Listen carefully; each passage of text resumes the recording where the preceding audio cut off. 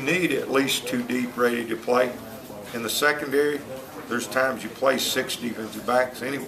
So it may be the second corners at nickel. Last year, Travis Blank starts at nickel right out the box as a freshman.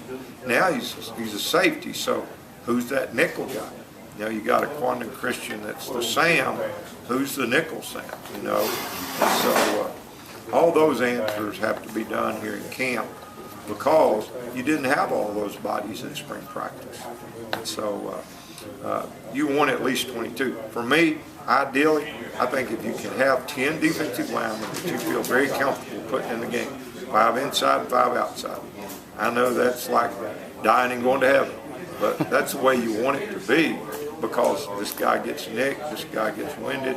You know, you want the next guy in to be able to pick up and the football team not feel like they're let down because Grady Jarrett's not in the game. Do you think that in some ways the situation we have now is maybe a little bit better as far as that's concerned? And we had studs in there like Jarvis and Brandon were taking the snaps. Do you think this is maybe a better situation when you can revolve into one of those guys a little bit? Oh, it is. There's no doubt. And the best football teams that I've had, you know, and everywhere you go, you got to convince the head coach of that because some guys just have a mentality to play the same guys, play the best players all the time.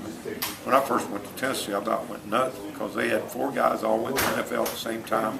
I had a bunch of young ones, a lot like what happened last year. Maybe not that young, but it was that way. And of course, Coach Fulmer had been an old offensive line coach. So we go to spring practice my first year. He wants to go 9 on 8 every day. It was bloody my nose. So my whole mentality is Grady Jarrett was better because he was with me the year before. There's a lot of people out there in the world, well, why wouldn't you redshirt a Grady Jarrett?